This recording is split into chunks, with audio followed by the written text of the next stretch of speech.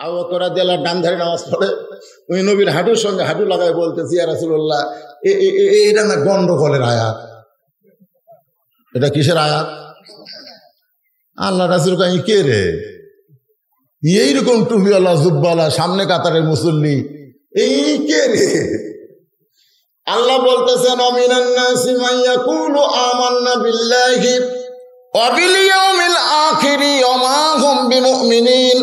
ও গো নবী, ওই যতই আপনার পিছনে সামনে কাতারে নামাজ পড়ুক, ও আজ পর্যন্ত মুমিন হতে পারে নাই, ও হলো 1 নম্বর মুনাফিক। আসরের নামাজ নবী পড়াচ্ছেন, ইতিমধ্যে আল্লাহ কোরআনের আয়াত নাজিল করছে। সুবহানাল্লাহ। নামাজ শেষ করে নবী বললেন, সাহাবীরা, আজকে নামাজের মধ্যে আল্লাহ আমার উপরে কোরআনের আয়াত নাজিল করেছে। সাহাবীরা বলতেছে, হুজুর আয়াতটা কি?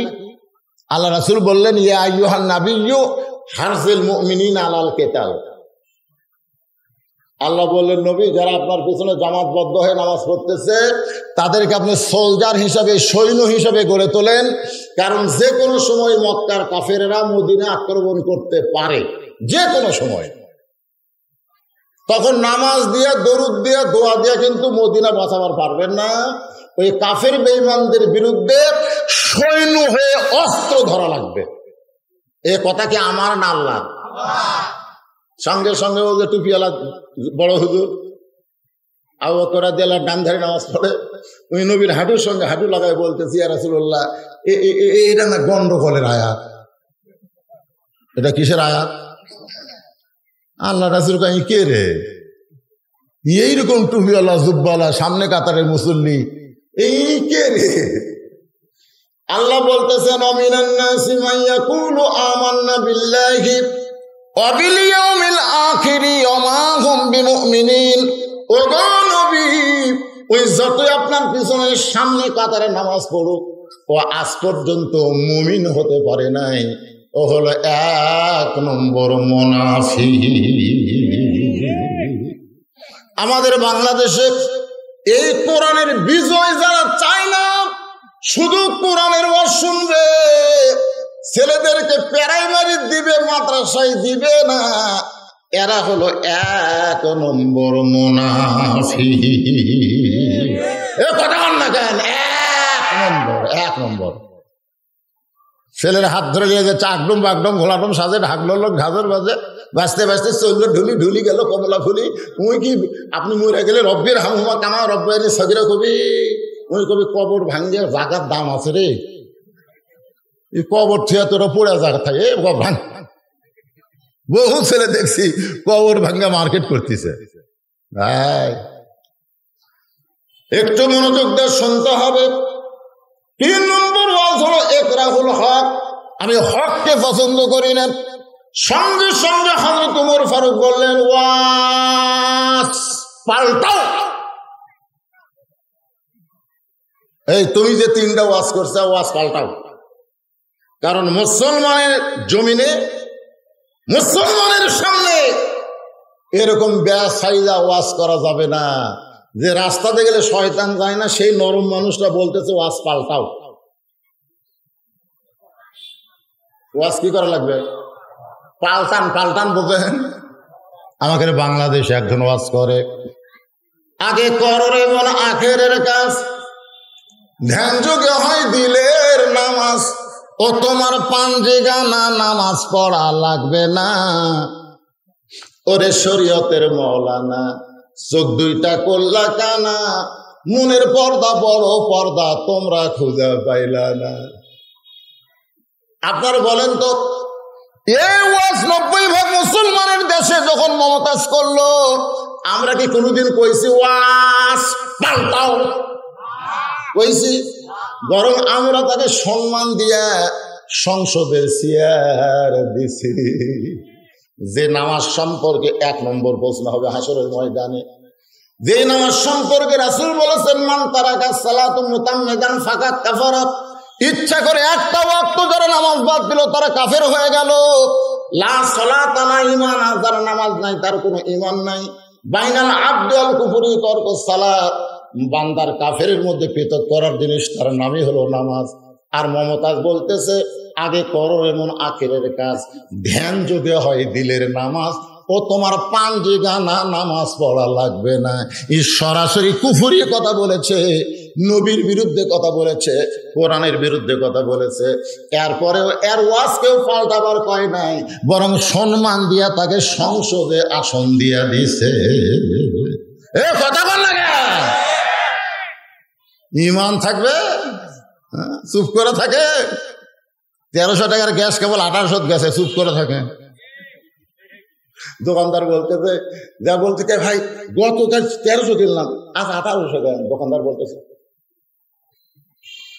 কি, কানে কানে বলতেছে কিনে থন, আরো কিনে থন, সামনে রোজার মধ্যে কিন্তু দাম বাড়বি। চুপ, ওই চুপ করে 3 বোতল আরো বেশি কিনছে, রোজার মধ্যে দাম বাড়বি রে। আমি বললাম কে রে ভাই, 1 বোতল না কিনা 3টা বোতল। চুক্তি হুজুর যদি টাকা থাকে তাহলে আপনিও কিনেন হুজুর। দেখছেন, চুপ চুপ করে 1 বোতলের জায়গায় সব 2 বোতল করে গ্যাস কিনতেছে, এখনো জবান খুলতেছে না। জোরে কথা বল না কে, 1300 টাকার গ্যাস 1350 হবে রে, কিন্তু 1800 দামি কেন? মুসলমানের জবান খোলার দরকার আছে না? কথা বল না কেন, তো জবান খোলেন না কেন? কিছু হবে রে, যাই করে কিছু হবে না, ওই মরা মাত্রই বেঈমান হয়ে যাবে। জবান খোলা কিছু হবে না মানে খাড়া হয়ে পেশাব করে, জবান খোলে না। এই মসজিদের জায়গা নাউজুবিল্লাহ নাউজুবিল্লাহ, কি মুরব্বি নাউজুবিল্লাহ কেন বলে? ছেলেরা খাড়া হয়ে পেশাব করতেছে, নাউজুবিল্লাহ। আর একজন কয় নাউজুবিল্লাহ, উঠিতে নাউজুবিল্লাহ কয় লাভ আছে? গাড়িতে গ্যাস কম করে পড়ো, পেঁয়াজ কম করে খাও। যখন ওই পেঁয়াজের দাম বেশি হয়েছিল 1 পোয়া করে কিনছে, ইন্নাল্লাহ মা সাবিরিন, কম করে খা। এখন গ্যাস কম করে পড়ো, বাড়িতে এসে ধৈর্য ধরতেছে। বাড়িতে এসে বইয়ের কাছে কয়ে লাভ নাই তো, যেটি খারাপ হয়ে পেশাব করতেছে আপনি ওর পাশে যান, যা এখন ওই এত দূরে সেন টানবি যে কান আটকে যাবি। জোরে কর কথা, ঠিক না? কি কথা বলার দরকার আছে না? কথা বলা লাগবে তো। বাংলাদেশে খালি কথা বন্ধ হওয়ার কারণে জালিমের জুলুম দিন দিন বাড়তেছে। জোরে কর কথা বল না কেন? খালি কথা বন্ধ, কথা বন্ধ, একটা কথা কয় না। আমরা 2-1টা বলবি যারা কথা কয়, আমাকে ধরে লেজে বেরিয়ে যেত।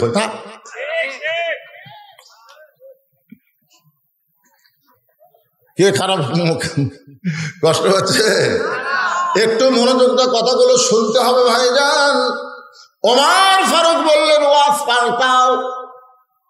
বেদুইন সাহাবী বলতেছে আমার ওয়াজ ঠিকই আছে, কিন্তু আপনারা বুঝবার পারেন নাই। আমার ওয়াজ ঠিকই আছে, কিন্তু আপনারা বুঝবার পারেন নাই। আপনারা বলেন তো, হাজার হাজার সাহাবী, হাজার হাজার কি, আর হযরত ওমর কি খালি খলিফা না? যার মতের সাথে আল্লাহর মতের মিল পড়েছে, নবীর মতের মিল পড়ে নাই, আল্লাহর মতের মিল পড়েছে উমরের সাথে। কোরআনে 22টা আয়াত আল্লাহ নাজিল করেছে।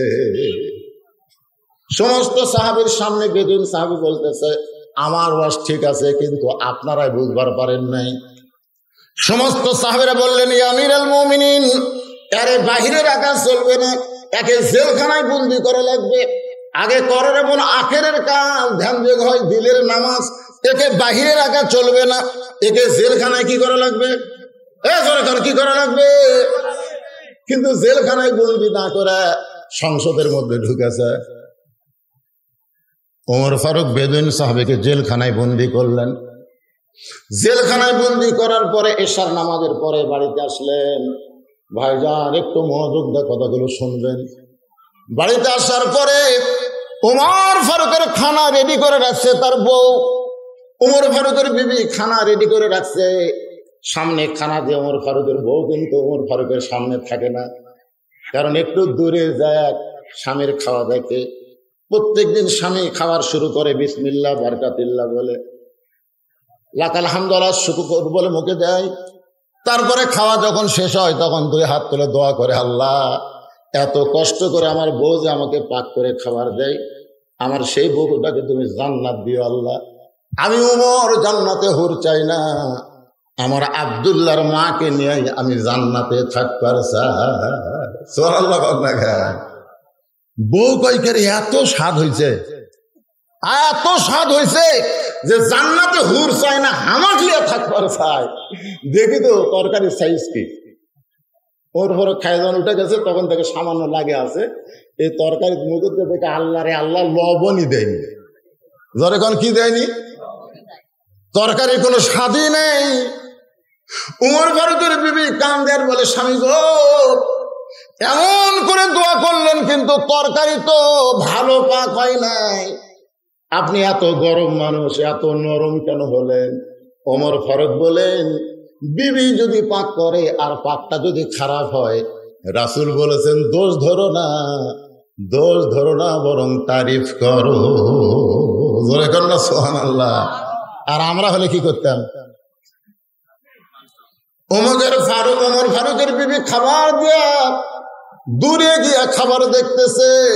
ওমর ফারুক দোয়া দরুদ পড়ে রুটি ছিঁড়ে হালুয়া নিয়ে যখন মুখে দিবার যাবে, এমন সময় ইমান বলতেছো, মা তোমাকে ক্ষুধা লাগতেছে, তুমি খাইতেছো, কিন্তু যাকে জেলখানায় বন্দি করেছ সে খাইছে কিনা একটা বার খবর নিছ। ইন্নাল্লাহা ইয়ামুরুকুম আন তুআদ্দুল আমানাতি ইলা আহলিহা ওয়া ইযা হাকামতুম বাইনান নাস আন তাহকুমু বিল আদল। জোরে বলেন সুবহানাল্লাহ। ওমর, তোমারে ক্ষুধা লাগছে, তুমি খাইতেছো, কিন্তু তুমি যাকে জেলখানায় বন্দি করে রাখছো সে খাইছে কিনা একটা বার কি তার খবর নিছো? সঙ্গে সঙ্গে হযরত ওমর নিজে না খাইয়া ওই খাবার টোপলা করে জেলখানায় বেদুইন সাহাবীর কাছে গিয়ে বললেন, ভাই এই খাবারটুকু আপনার জন্য বরাদ্দ হয়েছে। বেদুইন সাহাবী কান্দার বলে, কোরআন দিয়ে যখন রাষ্ট্র চলবে, এমন নেতা মুসলমান দেখতে পাবে যে নেতা না খাইয়া জেলখানার কয়েদির কাছে খাবার পৌঁছাইয়া দিবে। লিল্লাহ আকবার। এই কোরআন দিয়া যখন রাষ্ট্র চলবে, তখন নেতা না খাইয়া জেলখানার কয়েদির কাছে খাবার পৌঁছায় দিবে। উমর ফারুক চমকে উঠছে, আমি খাইনি। এই বেটা কেমন জানলো?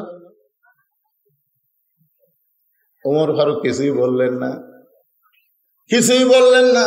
অনেক কিছু জানার পরেও প্রশ্ন করা ঠিক না, ঠিক না। উমর ফারুক কিছু না বলে চলে আসলেন বাড়িতে।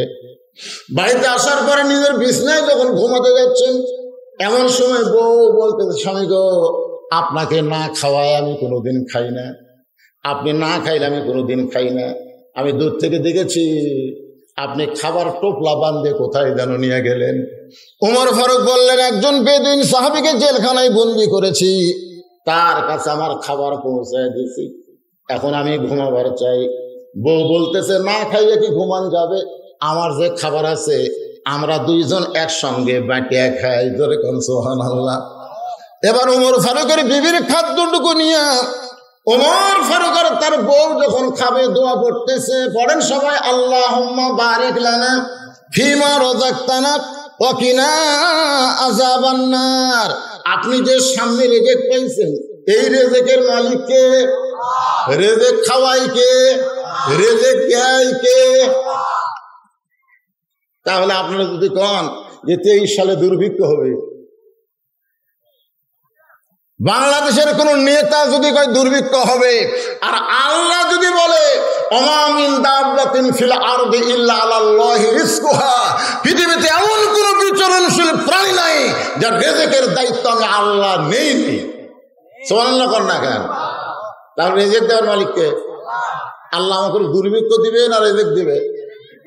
সাপাহারে যায় দেখলাম যে আমের মুকুল ধরছে ভাই, ওরা বলতে হুজুর 10 বছরে এত আমের মুকুল ধরেনি।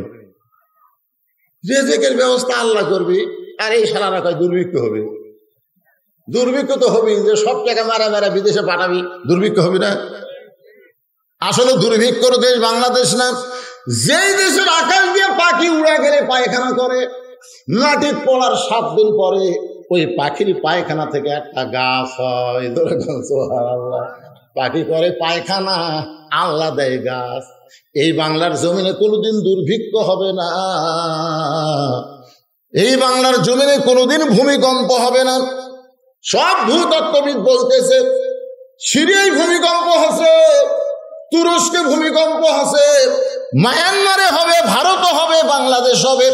আমি আল্লাহর কোরআন সামনে নিয়ে বলতেছি আমাদের বাংলাদেশে ভূমিকম্প হবে, খালি বিল্ডিং লড়বি কিন্তু ভাঙবি না। কেন ভাঙবে না? এত মসজিদের দেশ, এত মাদ্রাসার দেশ, করোনা হয়ে গোটা পৃথিবী মিসমার হয়ে গেছিল, কিন্তু আমাদের বাংলাদেশে করোনা আছে? বন্ধ হলো কেন?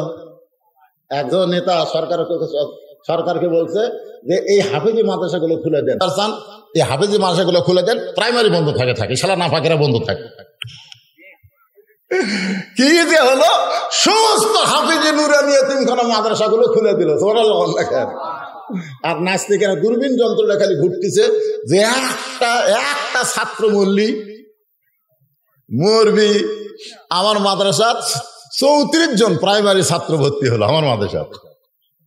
আর বাপের আছে কয় হুজুর প্রাইমারি মনে হয় আর জীবনে খুলবি না, যে করোনা শুরু হয়ে গেছে তো আপনার মাদ্রাসা ভর্তি করলেন। আমি বাপ করে দিয়ে ছাত্রগুলো দোয়া করলাম, আল্লাহ এই করোনা আরো 3 বছর থাক আল্লাহ। তো কয় হুজুর 3 বছর কেন? আমি 3 বছর যদি করোনা থাকে সমস্ত প্রাইমারির কবর হবে, বাংলাদেশের মাদ্রাসা ব্যাঙ্গের ছাতার মতন বেড়া যাবে। জোরে কোন কথা ঠিক না?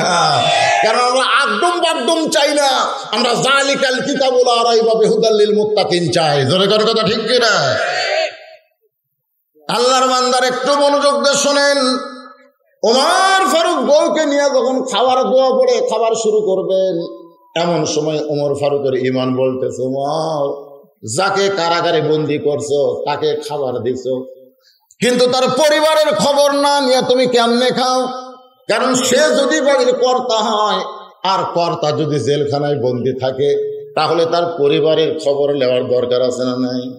আমির হামজা জেলখানায় বন্দি আছে, আমির হামজা জেলখানায় বন্দি আছে, তার বাড়িতে 27 বছরের একটা বউ আছে, 2টা ছোট ছোট বাচ্চা আছে। সকালবেলা কান্দে, বিকেলবেলা কান্দে, আবার বউটা সারা রাত ঘুমায় না, জানলার ধারে দাঁড়ায় দাঁড়ায় কান্দে, আল্লাহ আমার স্বামী চোর নয়, ডাকাত নয়। কোরআনের আয়াত নম্বর, পারা নম্বর, সূরা নম্বর দিয়ে সুন্দর সুন্দর করে কোরআনের তাফসীর করত। আজকে সেই স্বামী আমার জেলখানায় বন্দি আছে।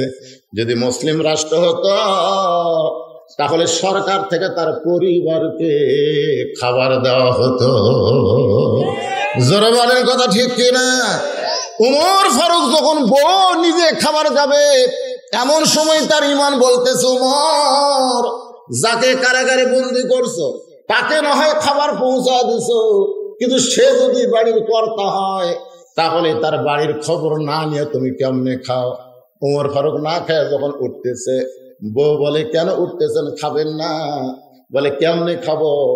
বন্দি কারাগারকে দিয়েছি খাবার, কিন্তু তার পরিবারকে না দিয়ে কেমনে খায়? বউ বলতেছে, আমার খাবারের দরকার নাই, আমি আপনাকে টোপলা করে দিলাম, এই টোপলা নিয়ে বন্দি কারাগারের বাড়ির দিকে রওনা দেন। সুবহানাল্লাহ, জোরে গান। নেতা যদি ভালো হয়, নেতার বউ, জোরে গান, কথা বল না কেন? অধিকাংশ নেতা খারাপ হওয়ার পিছনে হলো তার বউ। এই বউ এটা চাই, ওটা চাই, বাড়ি চাই, গাড়ি চাই, এই শহরত বাড়ি চাই, এই শহরত হবে না, ঢাকা শহরত একটা করবি, 5,000 গাড়ি কিনবি, প্রত্যেক মাসে মাসে মালা পাল্টাবি। এখন নেতা কি করবি? ঘুম চুরি করা ছাড়া বুদ্ধি আছে? জনগণের টাকা মেরে খায় নেতা বইয়ের মনের আশা পুরাচ্ছে। হাই রে হায়, দেখেন নিজের বউ না খেয়ে টোপলা বান্ধে স্বামীকে বলতেছে।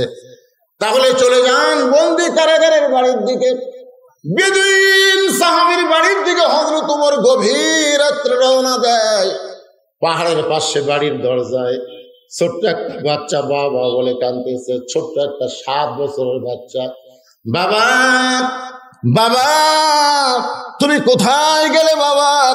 সকালবেলা বাড়ি থেকে বের হয়ে গেছো, এত রাত হয়ে যায়, এখন পর্যন্ত তুমি কেন আসো না বাবা? তুমি কি জানো না বাবা, তোমাকে ছাড়া আমি খাই না বাবা, তোমাকে ছাড়া আমি কোনোদিন ঘুমাই না, ওমর ফারুক বুঝতে পারলেন এটাই হলো বেদুইন সাহাবের সন্তান।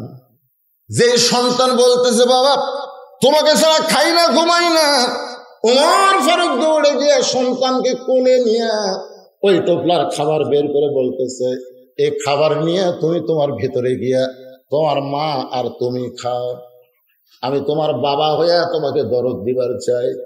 ছোট্ট সন্তান মুসকে মুসকে হাসে, তুই কে রে, তুই কে?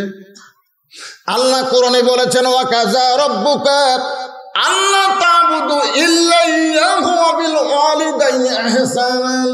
রে দুনিয়ার সন্তানেরা, আল্লাহর ইবাদতের পর যদি কাউকে ভক্তি করিস তাহলে তোর বাপ মা, তুই কে গো পথিক, আমার বাবা হবার চাও? তুমি জানো না আমার বাবা ছাড়া দুনিয়ার কাউকে আমি বাবার আসন দিব না। জোরে কর না সুবহানাল্লাহ। 7 বছরের বাচ্চা বলতেছে কে গো পথিক তুমি আমার বাবা হবার চাও? তুমি জানো না আমার এই কলিজার মধ্যে আমার বাবার জায়গায় আমি অন্য কাউকে জায়গা দিবার পারব? আপনাদের ছেলেরা কি করতেছে? বাপের সামনে দিয়ে শ্বশুরক সালাম দেয়, বাপের সামনে হাঁটে দেয়, শ্বশুর করে আসসালাম আব্বা, কেমন আছেন আব্বা, চলেন আব্বা চা খাই, আছে না নাই? যেরকম আছে না নাই? বাপক সালাম দেয় না, শ্বশুরক সালাম দেয়। আরে 1 কোটি মানুষক সালাম দিলে আপনি যে সব পাবেন, নিজের বাবাকে সালাম দিলে তার চাইতে বেশি সব পাবেন। কারণ অন্য মানুষের ওয়ালাইকুম আসসালাম কবুল হতেও পারে নাও পারে, কিন্তু বাপকে যখন বলবে আসসালাম আলাইকুম আব্বা, বাপ যদি কেউ ওয়ালাইকুম আসসালাম বেটা, সাথে সাথে আল্লাহ কবুল করবে। জোরে করে সুবহানাল্লাহ। তাই বলে আমি শ্বশুরও সালাম দেওয়া নিষেধ করতেছি না, শ্বশুরকে দেন, কিন্তু ফরজ আর নফল বোঝা লাগবে না। বাপ কি আর শ্বশুর কি নফল। বইয়ের 5 2 বাড়ি দেন, ওই আর আব্বা থাকবি, ও যে এত আব্বা আব্বা করতেছে। শাশুড়ি আর বউ বসে আছে, এখন ছেলে বলতেছে আম্মা আমি দুবলহাটি বাজারে যাচ্ছি, আম্মা আপনি ডাব খাবেন না গ্লুকোজ খাবেন? বউ বলতেছে আমার মা দুটাই খায়। ওই বলতেছে আম্মার জন্য আজকে ডাবও আনবো গ্লুকোজ আনবো। কি ভদ্র জামাই, আম্মার জন্য ডাব গ্লুকোজ কিনবি। ব্যাগলা যখন বের হচ্ছে দরজাত মা খাড়া গেছে, দরজাত মা খাড়া গেছে, মায়ের দিকে না তাকায় যখন সামনের দিকে যাবার চাই, মা কান্দে আর বলে আজকে 3 দিন হলে তোর সোনার মুখটা আমি দেখি নাই। কে রে বেটা, আমার সঙ্গে দেখা করিস না কেন? আমি দরজায় তোর মুখটা দেখার জন্য দাঁড়ায় আছি, আর তুই মাথা নিচু করে কোথায় যাচ্ছি? দুবলহাটি বাজারে যাচ্ছি। তার আমার জন্য 10 টাকার পান আনিস। ছেলে বলতেছে এই জন্যই তো তাকাই না, খালি খাই খাই করো, খালি খাই খাই। 10 টাকার পান মা খাই খাই, আর শাশুড়ি করে ডাব কিনবে গ্লুকোজ আনবে। এইরকম পাটা আছে না নাই? এখন আছে না নাই? একটু মনোযোগ দিয়ে শোনেন। ছোট বাচ্চা বলতেছে তুমি কে গো? তবে আমি জানি তুমি অত্যন্ত ভালো মানুষ। তুমি যদি ভালো মানুষ না হও তাহলে এই গভীর রাত্রে আমার সামনে খাবার নিয়ে কেন আইছো? আমাকে বাবার আদর দেবার চাও, কিন্তু শোনো আমার বাবা ছাড়া আমি খাইও না, কোনোদিন ঘুমাই না। সঙ্গে সঙ্গে হযরত ওমর ওই 7 বছর বাচ্চাকে কান্দে নিছে। সুবহানাল্লাহ কোন অর্ধ পৃথিবীর খলিফা হযরত ওমর ওই বাচ্চাকে কান্দে করে নিয়ে কারাগারের কাছে এনে বলতেছে ওই দেখো কারাগারের মধ্যে তোমার বাবা। সঙ্গে সঙ্গে ছেলেটা কারাগারের কাছে গিয়া দরজায় দাঁড়িয়ে বলে বাবা সকালবেলা বাড়ি থেকে বার হয়েছ, সন্ধ্যা ঘনিয়ে গেল, তুমি বাড়িতে যাও না, তুমি এই জায়গায় কেন বন্দি অবস্থায় আছো? তুমি এমন কি অপরাধ করছো বাবা? আমার 2 চোখে তোমার চাইতে ভালো মানুষ এই দুনিয়াতে আর কেউ না। বাবার মতন সবাই বলে, এই যুবকেরা একটু বলো বউ পায়া বাপ ভুলে যায় না। বাবার মতন আপন বন্ধু নাই রে দুনিয়া। কি গুনাহ হবে? গুনাহ হবে। বাবার মতন আপন বন্ধু নাই রে দুনিয়ায়। নিজে না খাইয়া বাবা, নিজে না খাইয়া বাবা সন্তানকে খাওয়ায়। বাবার মতন আপন বন্ধু নাই রে দুনিয়ায়। বাবা এই জেলখানায় বন্দি থাকলে মানে অপরাধ করে। তুমি কি চুরি করছো বাবা? তুমি কি অপরাধ করে জেলখানায় বন্দি? আর তোমাকে কে জেলখানায় বন্দি করেছে? খালি একবার নাম কও, খালি একটাবার নাম কও বাবা, আমি তাকে সাইজ করবার চাই। ওমর ফারুক একটু দূর থেকে মুসকি মুসকি হাসতেছে, কারণ প্রকৃত বাবা সন্তান তো তারাই যারা বাবার কষ্ট দেখলে সহ্য করতে পারে না। সুবহানাল্লাহ না কেন? ওমর ফারুক মুসকি মুসকি হাসতেছে, খালি নাম কও আব্বা, বাবা খালি নাম কও, কে বন্দি করছে, খালি নাম কও, ওকে আমি সাইজ করবো। কে রে তুই 7 বছরের পুচকে, কিন্তু কলজার মধ্যে বাবার দরদ আছে। বাবার কষ্ট দেখলে কোন বৈধ সন্তান সহ্য করতে পারে না। আর বাপ মাও বউ আপনার শ্বশুর 15 আইটেম খিলাই, আর আপনার বাপ গেলে আমার জীবনে ঘটছে তো তাই। আমার জীবনে সোমবারে শ্বশুর আসবি, ইলিশ মাছ খায়, বাতাসে খায়, লুচি খায়, এশিয়ার দই মিষ্টি খায়, সব কিনে দিচ্ছে। 15 আইটেম খিলাচ্ছে, খালি দিচ্ছে। আর শ্বশুর বলে আর দিস না মা, আর দিস না মা, আরে এক টুকরা খান আব্বা। আমি দূর থেকে দেখি আর মেয়ের আসলে বাপকে খুব ভালোবাসে, আলহামদুলিল্লাহ। কিন্তু কয়েকদিন পরে দেখি আমার বাপ এক খালি বিস্কুট দিছে, মুগত দিচ্ছে, খাচ্ছে, চাপাচ্ছে, কিছুক্ষণ পরে খালি লোক মারতেছে। আমি কই কে আব্বা? বিস্কুট খাই, লোক মারে খায়। তো কাছে এসে সালাম দিলাম, সালাম বলে আব্বা। আব্বা সালামের উত্তরই দেয়নি, উত্তরই দেয়নি। কি বিস্কুট কিনিস? তুই ভালো বিস্কুট বুঝিস না? যতবার আছি এই বিস্কুট দেয়, খেলে দাঁতে হাতে লাগা যায়। আমি একটা বিস্কুট দিয়ে মুকুট দিয়ে দেখলাম বিস্কুট ড্যাম হয়ে গেছে, মানে অনেক আগে কিনেছি, আমার বইয়ের মনেই নেই। ওই বিস্কুট বিলাইও খাবি না, পিঁপড়াও খাবি না, সেটা দিয়েছে আমার বাবা।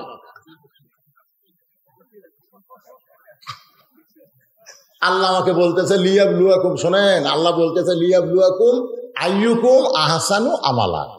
তো পরীক্ষা করা হবে রে, তোকে এমনি এমনি ছাড়া দেওয়া হবে না। তোর শ্বশুর 15 আইটেম খিলালো, আর তোর বাপক 10টা বিস্কুট, তো পরীক্ষা করা হবে না।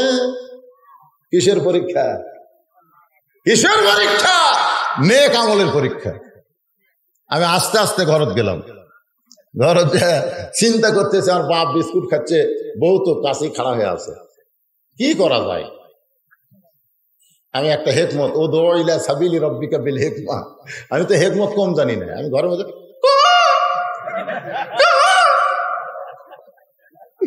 আমার বউ দৌড়াচ্ছে, তোর সরম নাই, বাপ বসে আছে, তুমি কুকিলের মতো। আমি বললাম পাগলা, বাপের কাছ থেকে বউ আলাদা করবার গেলে তো কুকিল হয় লাগবে। আসো ঘরের মধ্যে আসো, মজা আছে। হাসি মুখ দে, হাসি কি মুখত কলজাত খেলা আগুন, কলজাত খেলে দাউ দাউ করে জ্বলতেছে, আর মুখত আমি হাসতেছি, হেকমত যায়।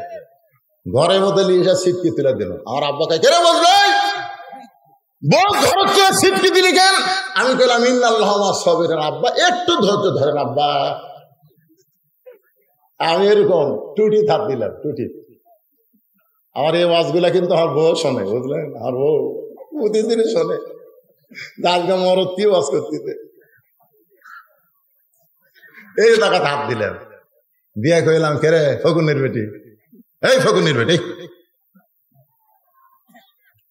তো বিয়ে করার পর থেকে, তখন বিয়ে করছেন, তখন আমার একটা সাইকেল আসলো রে, এখন এসি গাড়ি চড়ে বেড়াস ফকুনের বেটি।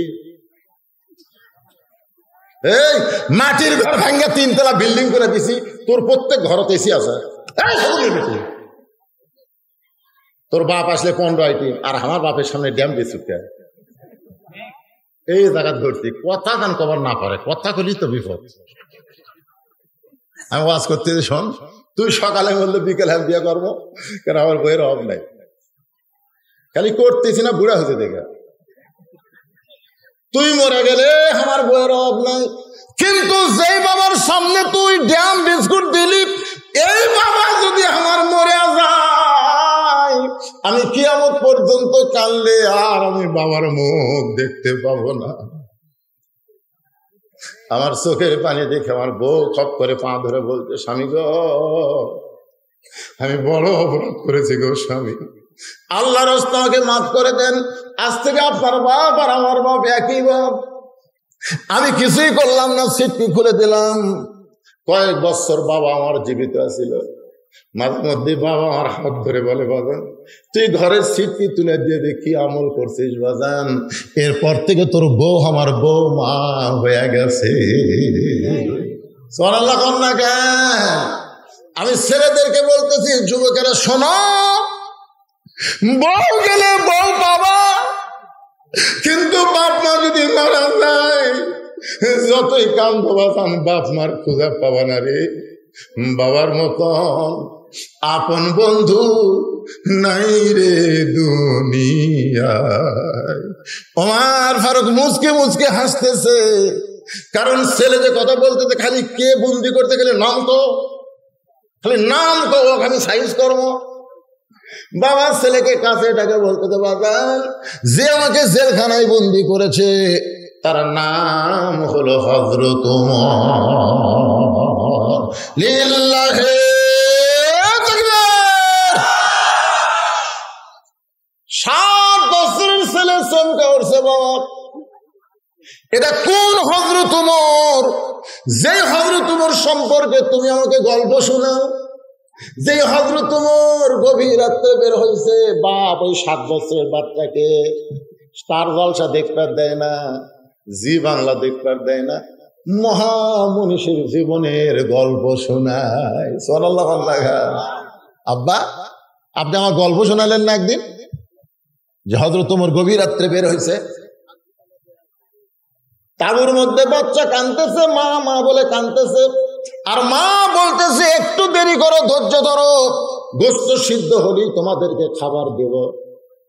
ওমর ফারুক চিন্তা করে, উটের গোশত হলে 1 ঘন্টা লাগবে, দুম্বার গোশত হলে 8 ঘন্টা লাগবে, এত রাত হয়ে যায়, গোশত সিদ্ধ হয় না কেন? ছেলেটা বলতেছে, বাবা এটা কি সেই উমর নাকি? তুমি বললাম। ওমর ফারুক কাছে গিয়ে বলতেছে, মা তোমার সন্তান ক্ষুধার জ্বালায় কান্দে আর তোমার গোশত সিদ্ধ হয় না। মা বলতেছে, প্রতীক তোমার রাস্তা দিয়ে তুমি যাও, আমাদের কষ্ট তুমি কি বুঝবা? আমার বাড়ি হলো ইয়ামিন দেশে, আমি মদিনায় হযরত ওমরের কাছে আইছি 2টা এতিম বাচ্চাকে নিয়ে, কিন্তু বিকালবেলা মানুষের এত ভিড়, আমি ওমরের কাছে যাবার পারলাম না। আজকে রাত্রে মদিনায় মরুভূমিতে তাবু টাঙ্গাইছি, আগামীকাল সকালবেলা ওমরের দরবারে যাব, কিন্তু আমার 2টা এতিম বাচ্চা ক্ষুধার জ্বালায় খালি কান্দে।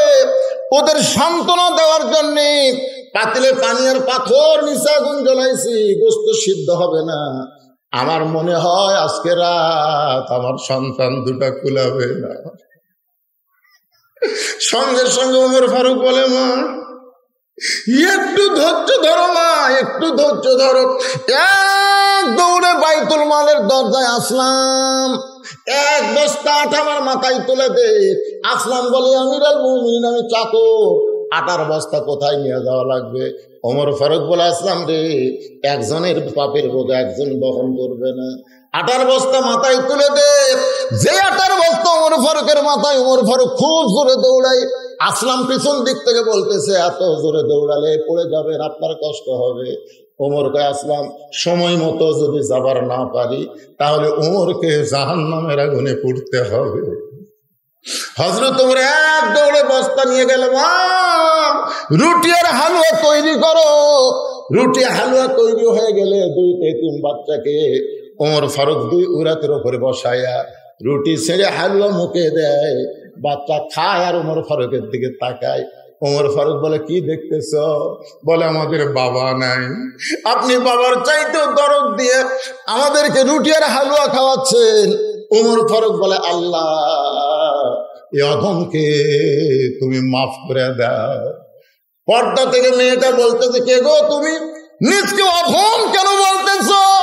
আমি একজন মেয়ে মানুষ, ভালো মানুষের গল্প শুনেছি, কিন্তু তোমার চাইতে ভালো মানুষ দুনিয়াতে কেউ নাই। যদি উমর মদিনার খলিফা না হয় আর তুমি মদিনার খলিফা হইতা, তাহলে মদিনা আল্লাহর জান্নাত হয়ে যেত। 7 বছরের বাচ্চা বলে, বাবা সেই উমরের গল্প শোনাইতা, এটা কি সেই উমর নাকি? বলে, হ্যাঁ সেই উমর। ছোট বাচ্চা বলে, বাবা উমর কোথায় থাকে? আমার একটু বলে দেন বাবা, আমি তার পা ধরে হলো আমার বাবাকে আমি জেলখানা থেকে মুক্ত করব। বাবা ছেলেকে কাছে ডাইকা বলে, উমরের কাছে যায় কোনো লাভ নাই রে বেটা, তুই যদি তোর বাবাকে জেল থেকে মুক্ত করতে চাস তাহলে শিক্ষামন্ত্রী হযরত আলীর কাছে যেতে হবে। কি মন্ত্রী? শিক্ষামন্ত্রী, শিক্ষা। ওমর ফারুক যখন মদিনার খলিফা ছিল তখন শিক্ষামন্ত্রী হযরত আলী, ধরে কান সুবহানাল্লাহ। উমরের কাছে গেলে তোর বাবাকে জেলখানা থেকে বের করতে পারবি না। আমি যে ওয়াজ করছি এ ওয়াজ শোনার সময় খালি আলী ছিল না, আলী থাকলে আমার জেলখানা পাঠা লাগে। সবাই ছিল কিন্তু কে ছিল না? শিক্ষামন্ত্রী ছিল না। শিক্ষামন্ত্রীর কাছে যা, চিন্তা করেন শিক্ষামন্ত্রীর নাম কি? যারা বলবে না তারা কলজার মধ্যে কালি পড়বে, কালি পড়বে। আমি যে কোনো নাম কি আপনার সবাই বলবেন, শিক্ষামন্ত্রীর নাম কি?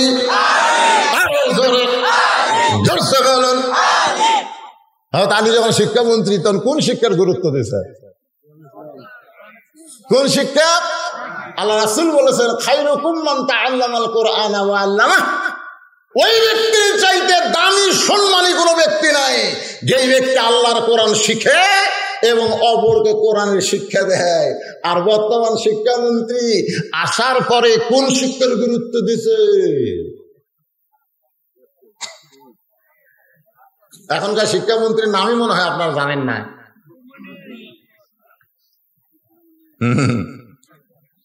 বিবর্তনবাদ, বান্দর থেকে নাকি আমরা মানুষ রে, কিরে বান্দরের জাত, এ ওঠে করে মুরব্বী, ওঠে করে কি শেষ করে দেব? কারণ এই বছর যেখানে ওয়াজ করতেছি সেখানেই বলতেছি এটাই আমার শেষ ওয়াজ। কারণ সামনে আর ওয়াজ করার চান্স খুব কম। কারণ এত অসুস্থ হলে আমি আইসি ভাই জান, আমি এত অসুস্থ আমার পাঞ্জাবি খুলে দিল আপনাকে দেখাইতে চলতে পানি আসবি। তাহলে আপনারা বোঝা থাকেন, একটু হাসি খুশি দিয়ে ওয়াজ করি। ওয়াজ আমি টেজত গেলে আমার গোটাল শরীর মনে হয় যায়। কষ্ট লিয়েন না ভাজান, ওইদিকে হয়েছে কে করে রে, ওদিকে কি মেলা লাগছে নাকি? কোরআনের মাহফিলকে বাদ দিয়ে দুবল হাটির যারা মেলার মধ্যে ঘুরতেছে ওই রাজার সাথে তার কে হাসন নাসর হবে। কথা ঠিক কিনা? রাজার গাড়ি পড়ে আছে, রাজার গাড়ি রাজা নাই রে, মুসলমানের বাচ্চা তুমি। আর এত সুন্দর কোরআনের আলোচনা হচ্ছে আর তুমি মেলার মধ্যে হয়েছে করো মুসলমানের বাচ্চা। একে জন্মে সমস্যা আছে। উতুল্লিম বাদা জালিকা জানিম, আমার কথা আল্লাহর কথা, আল্লাহর কথা। মোরগ যেরকম মুরগির পাড়া হেলতে কাম করে ওই শালারা সেরকম করেছে। মোরগ দেখছেন মুরগির সাথে আল্লাহ নবীর নাম নেই, কিছু নেই, ভক্ত। আপনি কি করে যাচ্ছেন? পেটের মধ্যে একটা বাচ্চা আসবে, তার দোয়া দরুদ নাই। এ কথা কোন দোয়া দরুদ নাই? কি কথা রে ভাই? না দরকার না, ওই ওরকম আসার দরকার, এমনি জায়গা হচ্ছে না। এই যারা খাড়া হয়ে আছে ঘন্টার পর ঘন্টা। তাহলে যদি তোমার বাবাকে জেল থেকে বার করবার চাও তাহলে কার কাছে যাও? আলীর কাছে না, বলেন শিক্ষামন্ত্রী, করে বলেন কি মন্ত্রী? যেই মন্ত্রী আমার দিকে তাকান, আমার দিকে তাকান, কোনো দিকে তাকান লাগবে না, বেশি সময় না। এইদিকে মানুষ কালো হলেও চেহারের দিকে তাকায় থাকলে আল্লাহ সগীরা গুনাহ মাফ করে দিবে। সুবহানাল্লাহ জোরে কন। কি মনে করছেন মানুষ কালো দেখে তাকাবেন না? হ্যাঁ, তাকায় থাকেন, তাকায় থেকে অশোনেন। যে শিক্ষামন্ত্রী সম্পর্কে আল্লাহর নবী বলেছেন, আনা মাদিনাতুল ইলমি ওয়া আলিউ বাবুহা, আমি হচ্ছি এলেমের শহর, আলী হচ্ছে তার দরওয়াজা। ছেলে বলতেছে, বাবা মহামানব হযরত আলীর বাসা কোন দিকে? বেদুইন সাহাবী বলতেছে, উত্তর দিকে যা, ভাঙ্গা টাঙ্গা একটা বাড়ি। শিক্ষামন্ত্রী কেমন বাড়ি? ভাঙ্গাচুরা একটা বাড়ি। রাস্তা বলে দিয়েছে, সেই রাস্তা দিয়ে 7 বছরের বাচ্চা যাইতে যাইতে দেখে দরজায় 2 ভাই খেলাধুলা করতেছে। একজন হলো হাসান, আর একজনের নাম হলো হোসাইন। ছোট বাচ্চাকে দেখি বলতেছে, কি নাম তোমার? কয় আব্দুল্লাহ। কি জন্য? বলে শিক্ষামন্ত্রী হযরত আলীর কাছে। বলে তোমার মতন একটা ছোট্ট মানুষ শিক্ষামন্ত্রীর কাছে কেন আইছ? বলে হযরত ওমর আমার বাবাকে জেলের মধ্যে বন্দি করেছে। হাসান হোসেন চিল্লায় বলে, উমরের মতন মানুষ যদি তোমার বাবাকে জেলের মধ্যে বন্দি করে, তাহলে তোমার বাবা মারাত্মক খারাপ কাজ করেছে। বলে আমার বাপ কি করছে না করছে শিক্ষামন্ত্রী ছাড়া হবে না। কিছুক্ষণ পরে হযরত আলী যখন ঘর থেকে বের হয়, 7 বছরের বাচ্চা সালাম দে বলে, হযরত ওমর আমার বাবাকে জেলখানায় বন্দি করেছে, আপনি নাকি গেলে আমার বাবা জেলখানা থেকে মুক্ত হবে।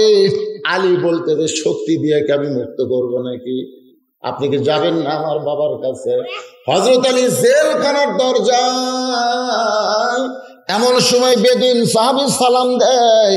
আলী বলতেছে, তুমি কেন জেলখানার ভিতরে? বলে 3টা ওয়াজ করার অপরাধে। ওয়াজ করার অপরাধে আজও বাংলাদেশে বহু আলেম জেলখানায় বন্দী আছে। কোন অপরাধ নাই, একটাই অপরাধ, ওয়াজ করা। জোরে কোন কি করা? কি ওয়াজ করছ মামুনুল হক? এই মামুনুল হক কি ওয়াজ করছো? আমি হামজা কি ওয়াজ করছো? 50 বছর কোরআনের পাখি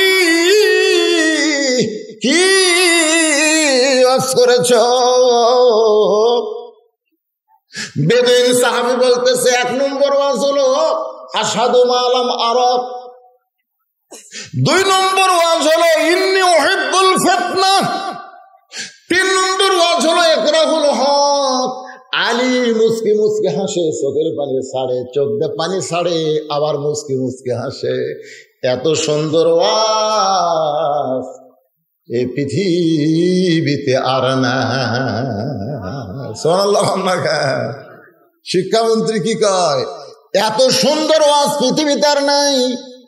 ছোট্ট বাচ্চা বলতেছে, তাহলে হযরত ওমর আমার বাবাকে বন্দি করলো কেন? বলে বন্দি করার কারণ হলো বুঝবার পারে নাই। ছোট বাচ্চা হযরত আলীকে সঙ্গে করে, আলীকে বাচ্চার সঙ্গে করে নিয়ে এসে বাবার কাছে। এবার ছোট বাচ্চাকে হযরত আলী নিয়ে যাচ্ছে হযরত ওমরের দরবারে। ধরে করেন সুবহানাল্লাহ। ওমর ফারুক বসে আছেন মেম্বরে। আলীকে দেখার সঙ্গে সঙ্গে লাফটা উঠে বলতেছে, আপনি কেন আইছেন?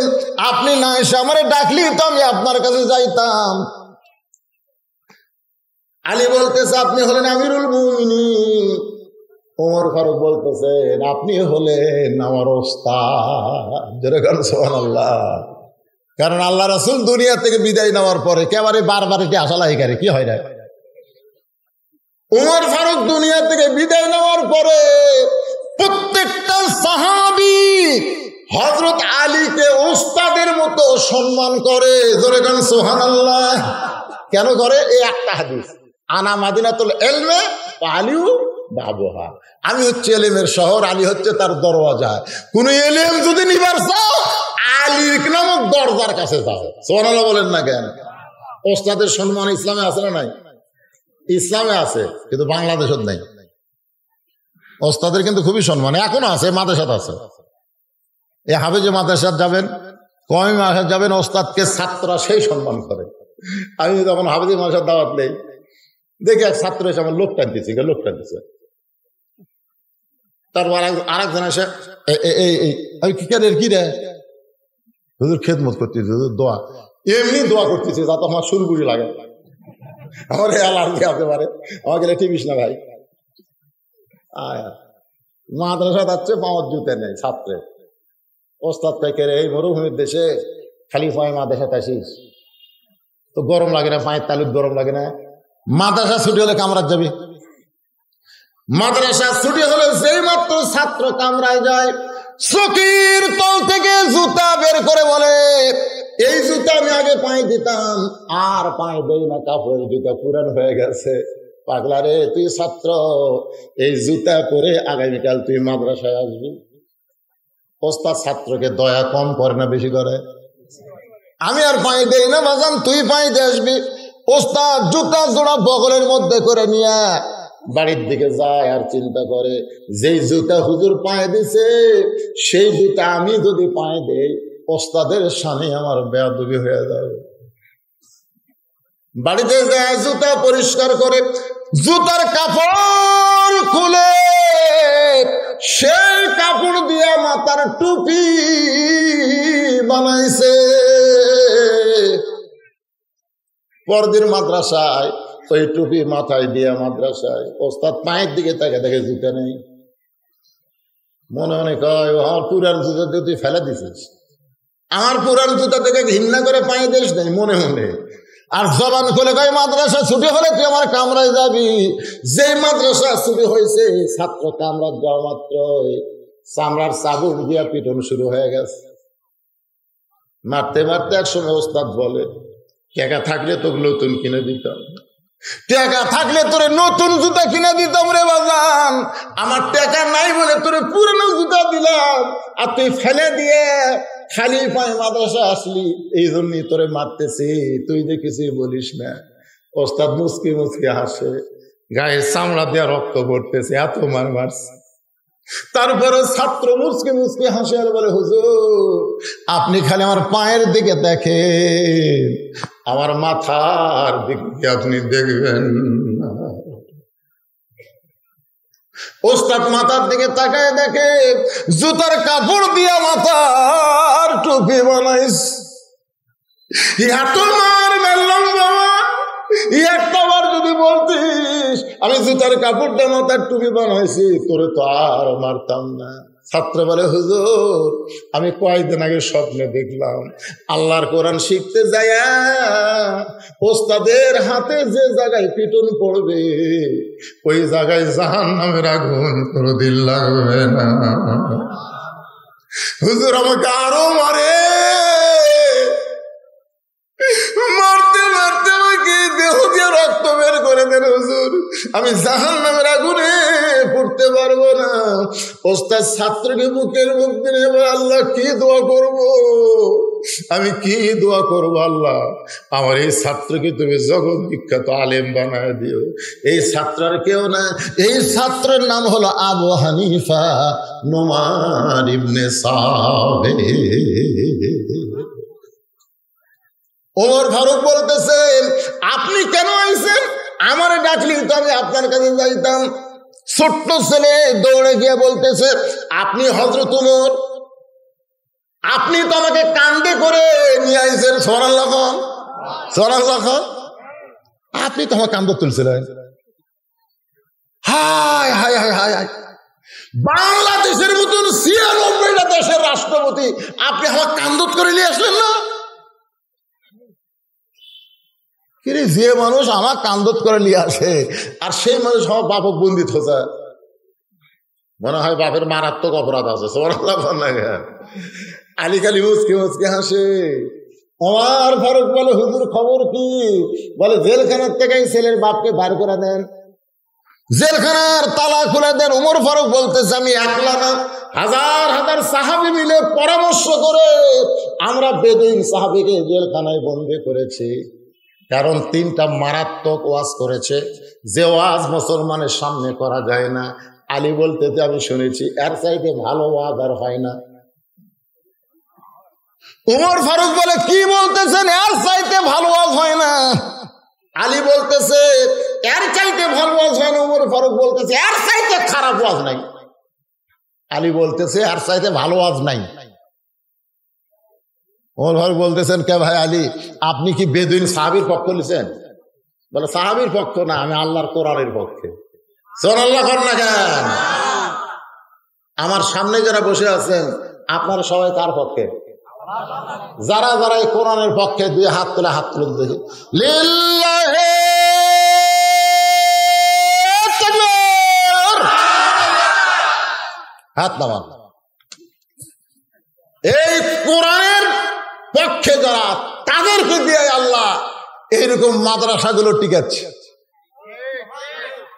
প্রাইমারির বিল্ডিং করবার যায়, কোনোদিন হেড স্যার কইছে বাবা রে আমার প্রাইমারি ছাত্র বেশি হইয়া গেছে, আমার একটা ঘর করা লাগবে বাবা, 1 বস্তা সিমেন্ট দে বাবা রে।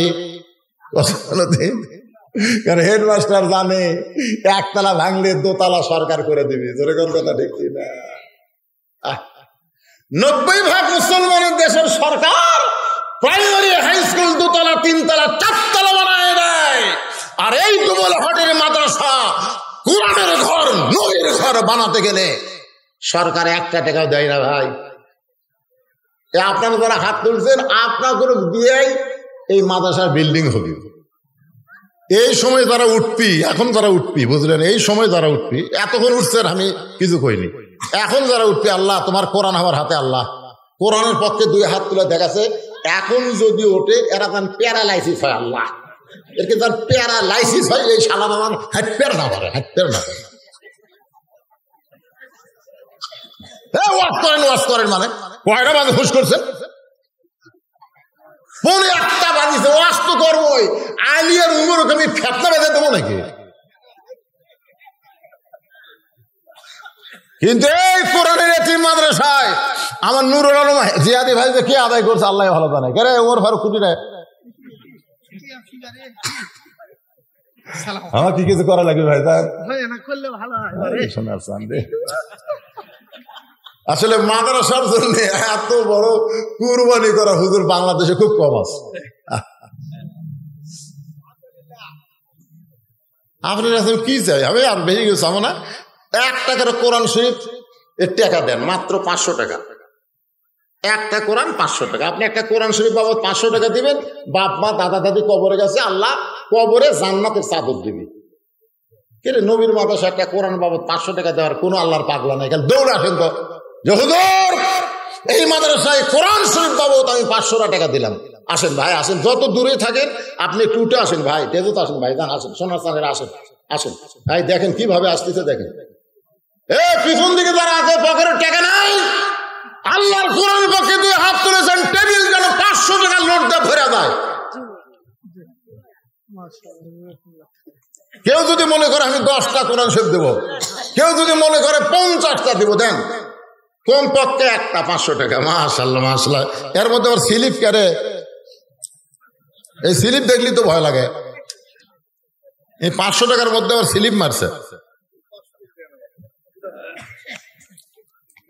2 ছেলে 1 হাফেজ, মোহাম্মদ ওমর ফারুক ও জাকারিয়া, সেনাবাহিনীর ট্রেনিং চলিতেছে, দোয়া চাই 500 টাকা। মাশাআল্লাহ, আল্লাহ দোয়া করি আল্লাহ এই 500 টাকা দান করছে, আল্লাহ বাপ মায়ের নেক নিয়ত নেক আশাকে কবুল করো। জোরে করে আমিন, জোরে করে আমিন।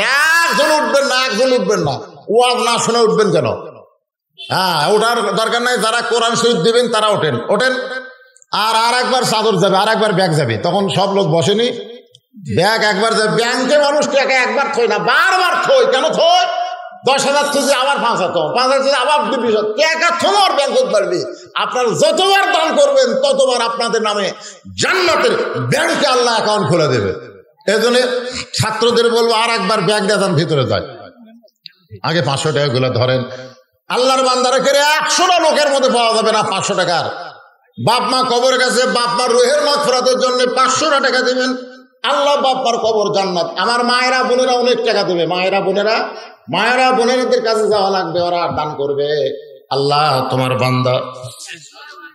যদি কেউ বলেন সিমেন্টের দরকার নাই, সিমেন্ট দরকার আছে, সিমেন্টেরও দরকার আছে, এই সিমেন্টেরও দরকার আছে। 1 বস্তা 2 বস্তা সিমেন্ট লেগে দেন।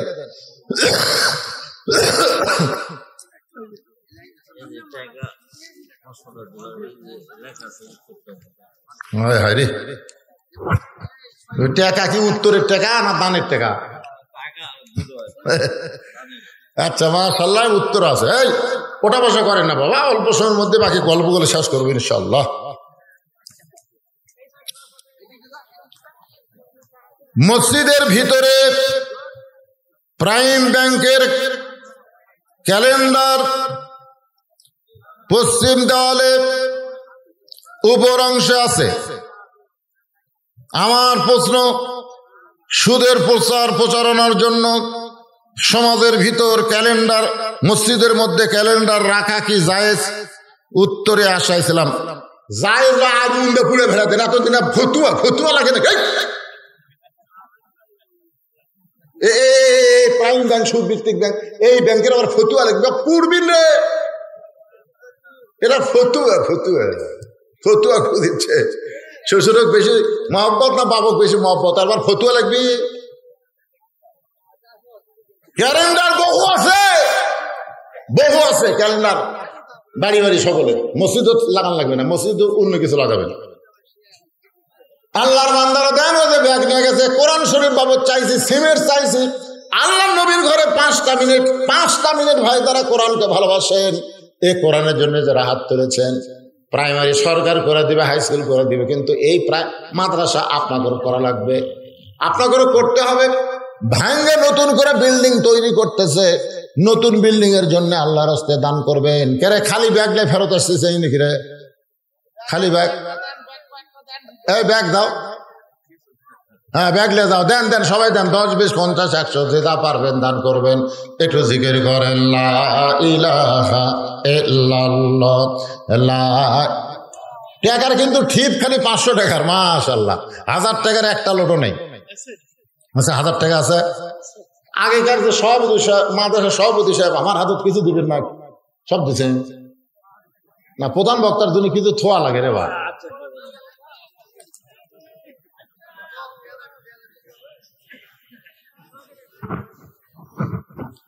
সভাপতি দেয়নি, সেক্রেটারি দিছে। সভাপতি দেয়নি এখনো, দেননি এখনো, দেন কর ঘোষণা দেন। কি হলো? সভাপতি সাহেব 10,000 টাকা, একজনও মার হওয়া হয়নি।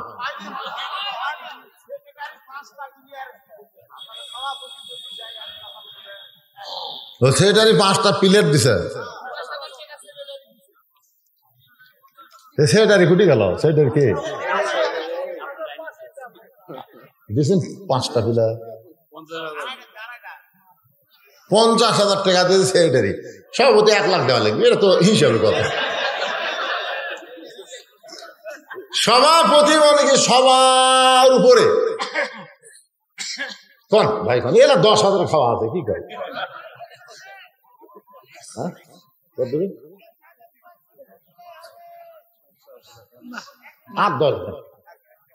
সমস্যা আছে। আরে আপনারা কি জানেন ভিতরে ভিতরে সমস্যা আছে। দান আবার জোর করে চাওয়া হয় না, দান জোর করে চাইলে চাঁদা হয়। দান আপন ইচ্ছায় অন্তর থেকে যেটুকু দিবে ইনশাআল্লাহ তার মধ্যেই বরকত হবে। বাংলাদেশের কোন মসজিদ শুরু করছে হয়নি এরকম একটা নজির আছে? বাংলাদেশের মাদ্রাসার বিল্ডিং ভাঙ্গে নতুন তৈরি শুরু করছে হয়নি এরকম কোন নজির আছে? হবে। আর দুবল হাটি মালিকে করে সেই রাজার এলাকা সব ব্যবসায়ী প্রতিষ্ঠান থেকে যদি আল্লাহর হস্তে দেওয়া শুরু করে ইনশাআল্লাহ মাদ্রাসা হয়ে যাবে। হবে। স্বামী মারা গেছে, স্বামী রুহের মাগফিরাতে কোরআন শরীফ বাবদ 500 টাকা দান করেছে। আল্লাহ স্বামীর কবরটাকে জান্নাতের টুকরা বানায় দেন। আল্লাহুম্মা আমিন। কবুল করো, কবুল করো। মোদের এখন বসেন, সবাই বসেন, এখন আবার আলোচনা শুরু হচ্ছে।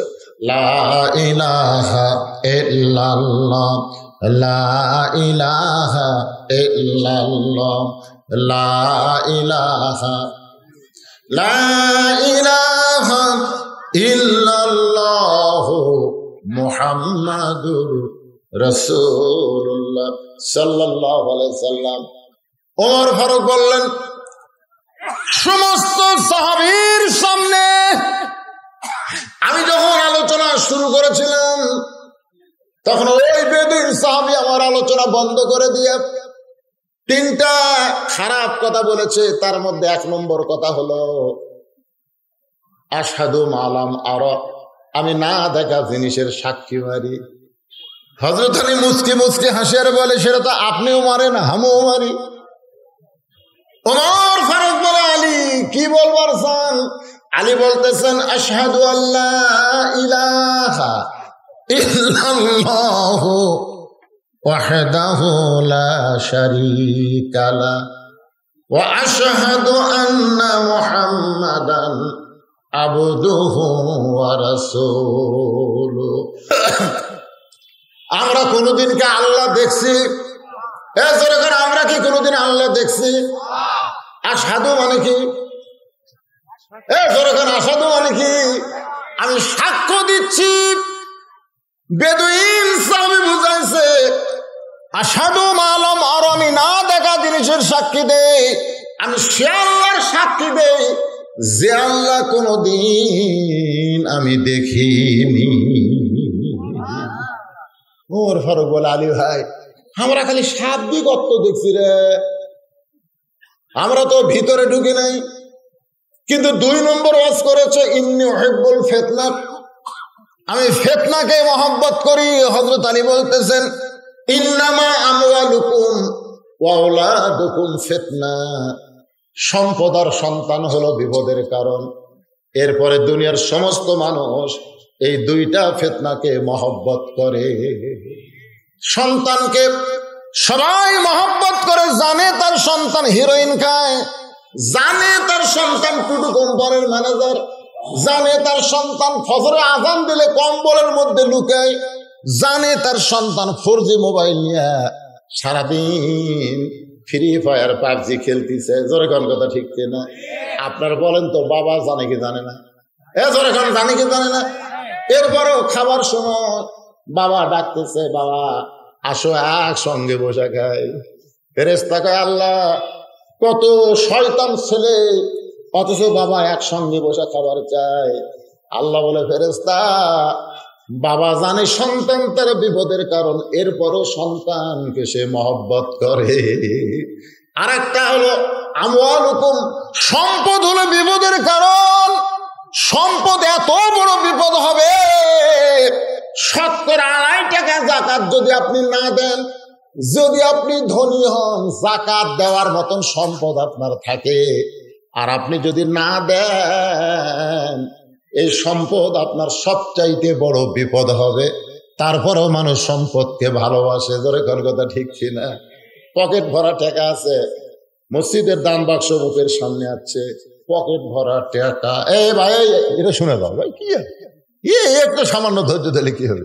পকেট ভরা টাকা আছে, পারে মসজিদের দান বাক্স আছে, ওই খালি চোখ বন্ধ করছে, মানে চোখ বন্ধ করে দেখতেছে 100 টাকার লোট আছে, 500 টাকার লোট আছে, 200 টাকার লোট আছে, কিন্তু 10 টাকা নাই, 10 টাকার লোট নাই। ফেরেশতা কয়, আল্লাহ আর পকেট ভরা টাকা, আর তোমার মসজিদের দান বাক্স ঠেলা মারলো। আল্লাহ কই সবচাইতে বড় বিপদ করলো এই সম্পদের কারণে। কথা কন না কেন? আল্লাহর কোরআনে বলেছে, ইন্নামা আমওয়ালুকুম ওয়া আওলাদুকুম ফিতনা, সম্পদ আর সন্তান হলো বিপদের কারণ। এই কারণেই বেদুইন সাহাবী বলেছে, আমি ফিতনাকে মহব্বত করি। ওমর ফারুক বললেন, আলী ভাই আমরা খালি শাব্দিক অর্থ দেখেছি, কিন্তু ভিতরে তো আমরা ঢুকে দেখি নাই। কিন্তু এই যে বেদুইন সাহাবী কইল, ইকরাহুল হক, আমি হককে পছন্দ করি না। আল্লাহ কোরআনে বলেছেন, ওয়াতাওয়াসাউ বিল হক, হকের কথা বলতে হবে। কুল জাল হক ওয়া যাকাল বাতিল, হক যখন আসবে বাতিল তখন পালায় যাবে। আর এই বেটা কইছে ইকরাহুল হক, আমি হককে পছন্দ করি না। আলী কান্দের বলে, ওমর দুনিয়ার সবাই জানে জাত সাকারাতুল মাউত হাক্কুন, সবাই জানে মৃত্যু হক, মৃত্যু হবেই, মৃত্যু সত্য। এরপরেও দুনিয়ার কেউ মৃত্যুকে পছন্দ করে না। এমন বুড়া মানুষও মৃত্যু পছন্দ করে না। স্বামীর ক্যান্সার হচ্ছে, ডাক্তার কাছে 1 মাস পরে মরবে, এরকম 1 মাস পরে স্বামী মারা যাবে, ক্যান্সার হচ্ছে। এখন বউ কালী স্বামীর বুকে হাত দেখে, আল্লাহ আমার হায়াত স্বামীর দাও, স্বামীর মৃত্যু আমাকে দাও। আল্লাহ আমার হায়াত স্বামীর দাও আল্লাহ, আর স্বামীর মৃত্যু আমাকে দাও। স্বামী বইয়ের কপালে চুমা দেখে, রে তুই একটা বউ রে, আসলে তোর মতন বউ পাওয়া হলো ভাগ্য রে। কি কথা যে বইয়ের হায়াত স্বামীকে দিচ্ছে আর স্বামীর হায়াত তুমি দিচ্ছে। আল্লাহর কে কাম, দুইজন রাত্রে ঘুমাইছে এক ঘরে, আর ওই বাড়িতে একটা আড়িয়া গরু আছে। ধরে কোন কি গরু? আড়িয়া গরু।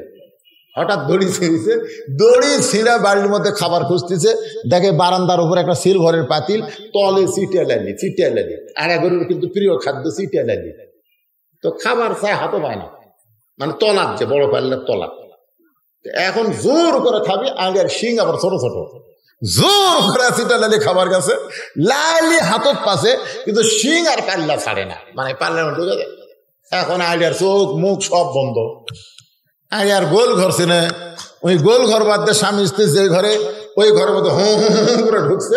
বউ চেতন ভাই বলতেছে, বাবা আজরাইল খবরদার আমার দিকে আসিস না, ওই যে ক্যান্সার রোগী, ওকে ধর। স্বামী চেতন ভাই বলতেছে, কি হয়েছে?